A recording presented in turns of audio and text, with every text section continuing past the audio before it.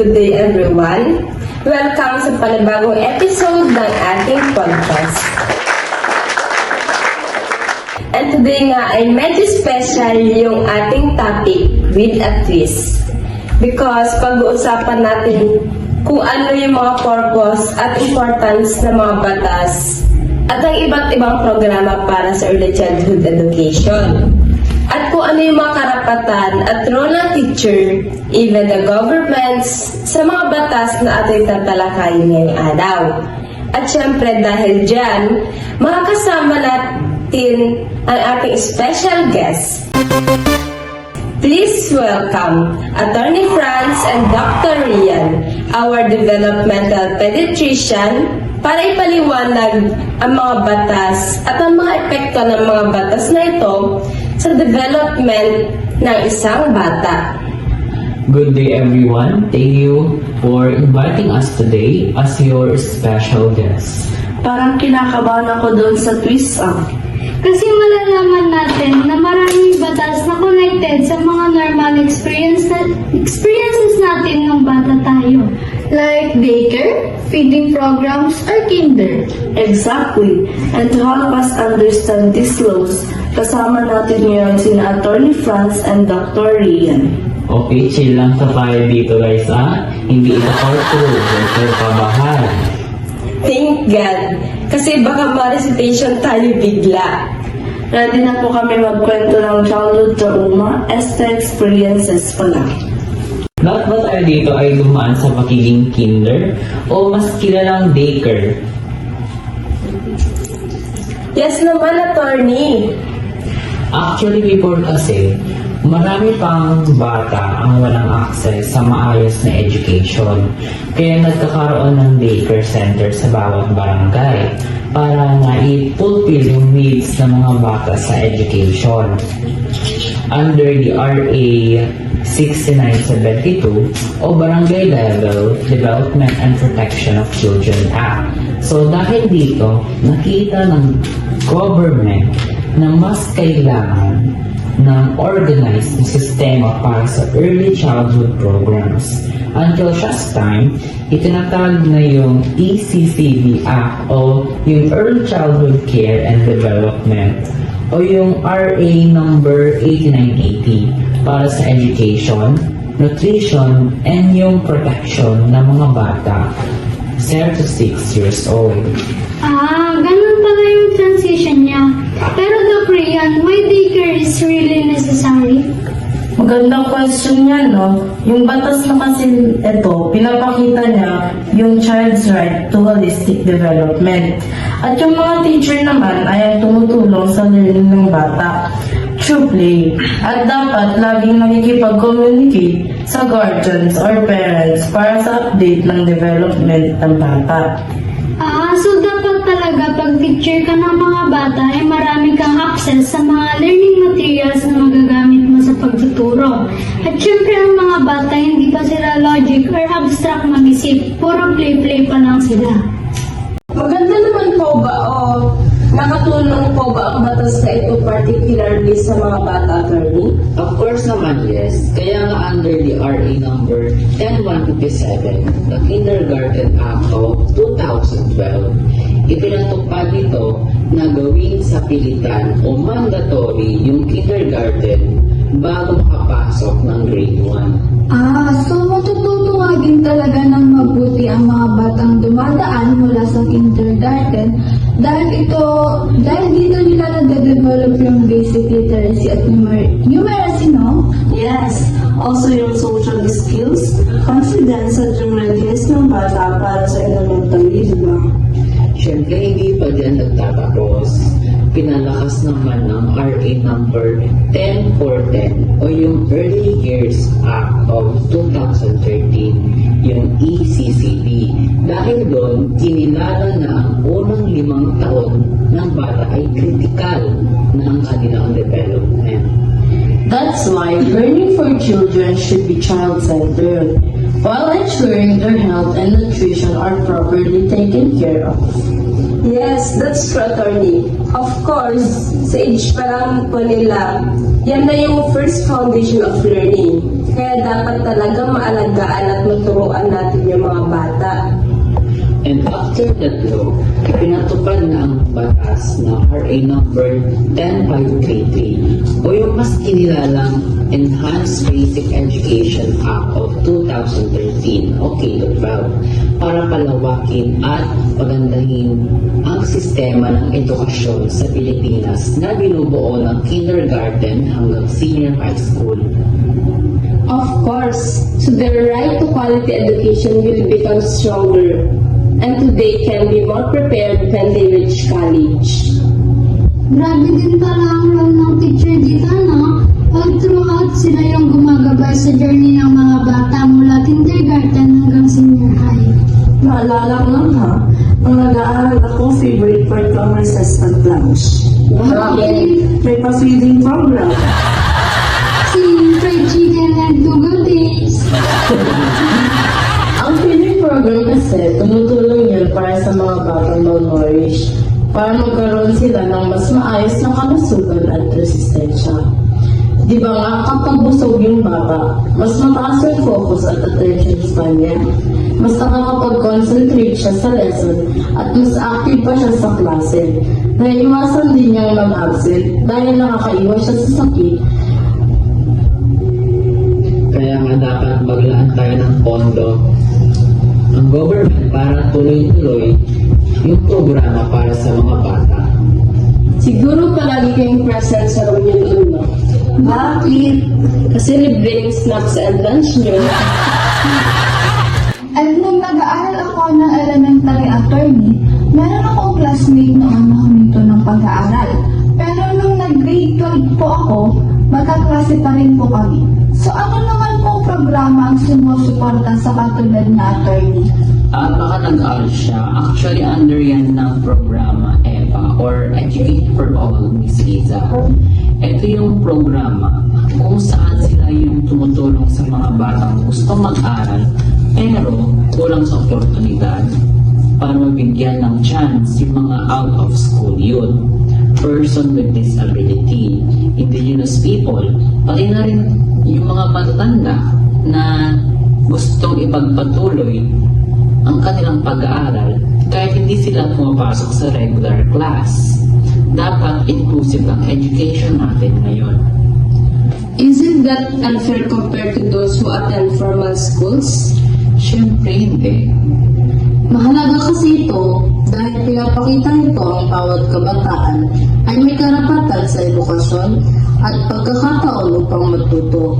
Hindi hadlang ang kahirapan, edad o sitwasyon ng buhay para makamit nila ang pangarap. Napakagandang programa naman po yan. Speaking of batas, yung best friend ko, lumaki siya sa pamilyang abusive. Palagi siyang sinasaktan physically and even emotionally. Hanggang sa hindi na siya nakikipaglaro sa akin, palaging takot at hindi na makausap. Basically, dahil bata pa lang ako noon, hindi ko pa maintindihan na may malaking epekto pala sa bata yung mga nararanasan niya. Mahalaga na share mo yan. May batas na sumusuporta sa mga ganyan. Ginawa ang batas na RA 7610 o yung Special Protection of Children Against Abuse, Exploitation, and Discrimination Act.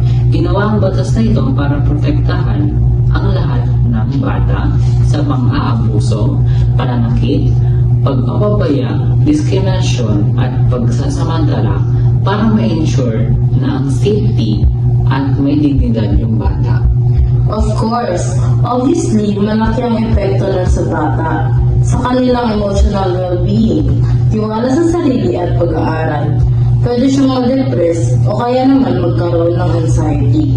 Kaya dapat, habang bata pa lang sila, magbigyan at ma-ensure na ng mga parents ng safe, positive, support at dapat napapakinggan, pinaprotektahan at minamahal yung bata. Tama. Kaya dapat yung mga teachers and governments, responsibilidad din nilang bantayan ang karapatan ng mga bata at dapat agad kumilos pag may nakitang pang-abuso o paglabag sa karapatan ng bata. Kaya dapat talaga mahalin natin sila at i-guide para sa tamang landas. so that they feel secured and part of the family. And teachers should provide safe and learning environments. Yes, and children learn best when they feel safe, valued, and emotionally connected to caring adults and peers, di ba? Yes, correct. Recently lang po, napanood ko yung balita at yung documentary movie about sa case ng Magwan siblings. At sabi ni Mrs. Magwan, at isa rin sa pinagtataka ko, attorney, kung bakit yung suspect ay inalagaan ng DSWD, maayos yung suot at binigyan ng shelter. Siguro hindi rin naintindihan ng nakakarami, no?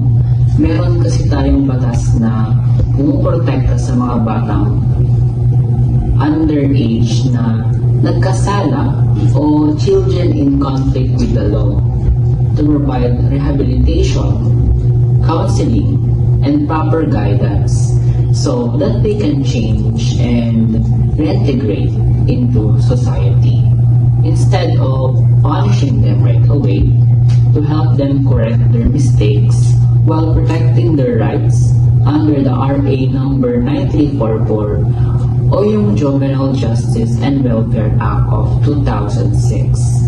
When a child experiences serious family problems, or when the child is an orphan, it can affect their behavior and decision making.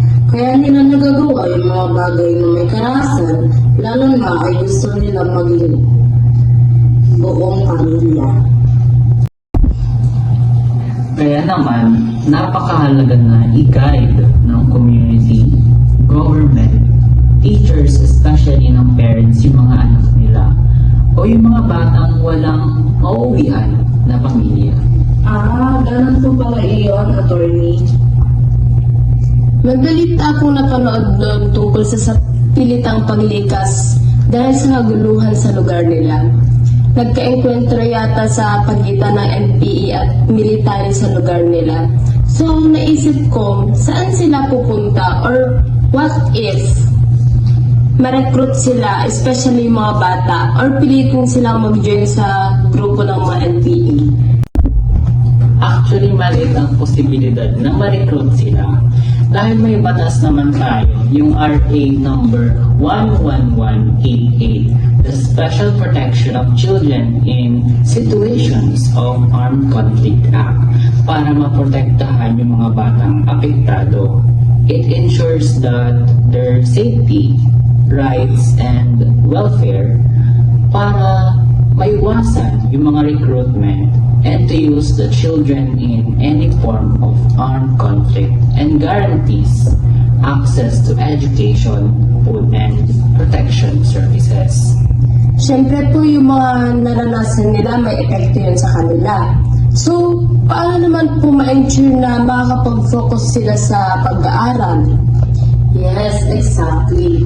That's why the teacher is responsible in protecting, guiding, and supporting children's learning and well-being, such as creating safe learning environment, help the children cope with the emotional or difficult experiences, and ensure that students continue to learn even in challenging situations.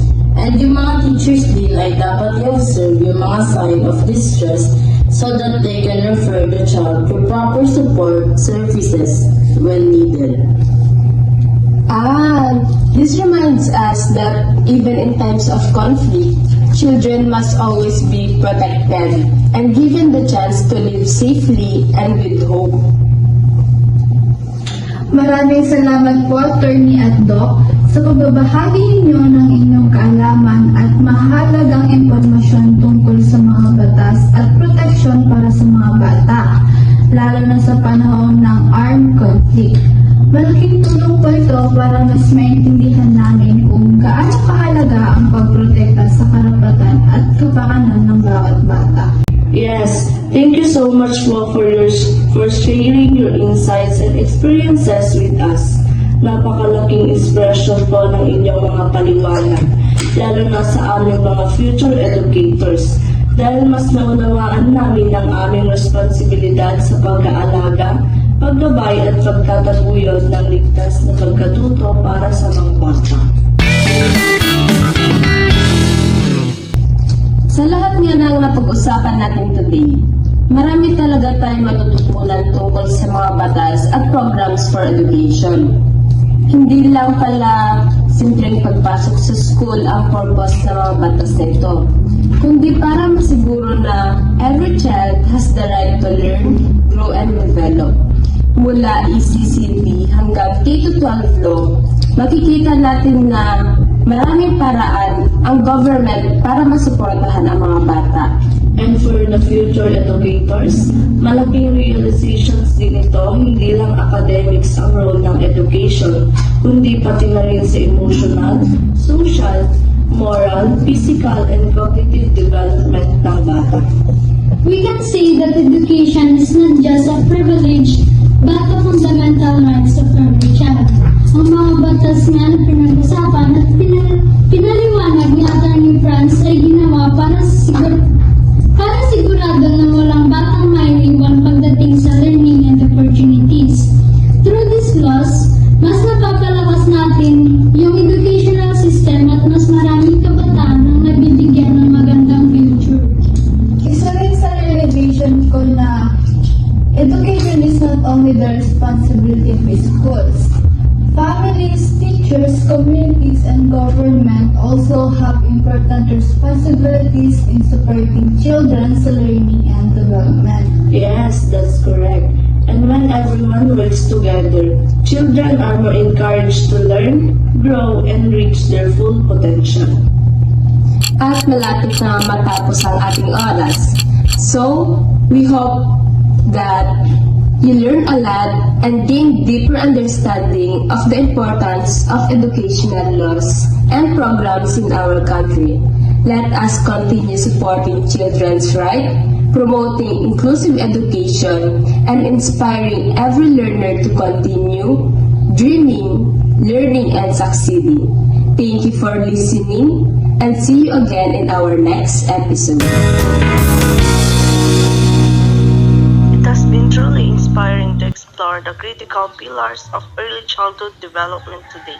We've discussed how policy, education, and community come together to create a safety net for our youngest generation, ensuring that every child has the foundation they need to thrive. Absolutely. It's a collective mission that goes beyond just books and buildings. It's about safeguarding the promise held in every child. To close out this discussion, we'd like to share this piece that beautifully reflects on that commitment. In every child, a future starts to grow. With dreams and hopes the world may soon know.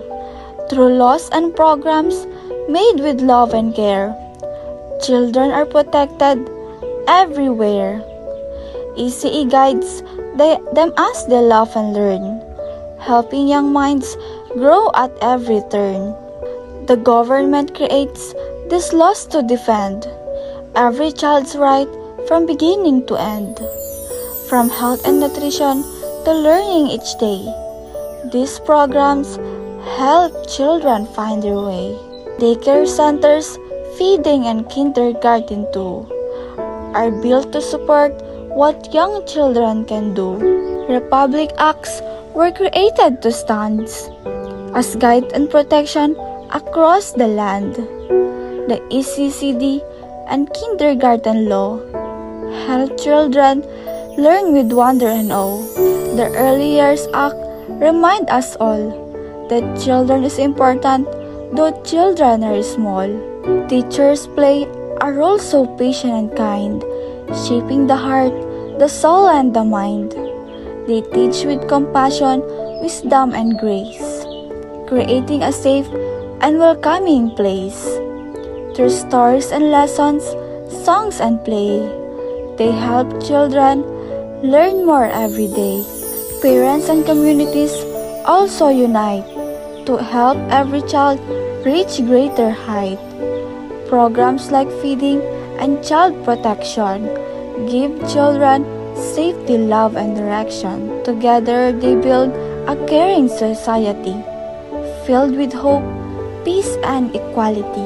The purpose of these laws is clear and bright: to give every child protection and right against abuse, neglect, fear, and pain, the laws bring hope again and again.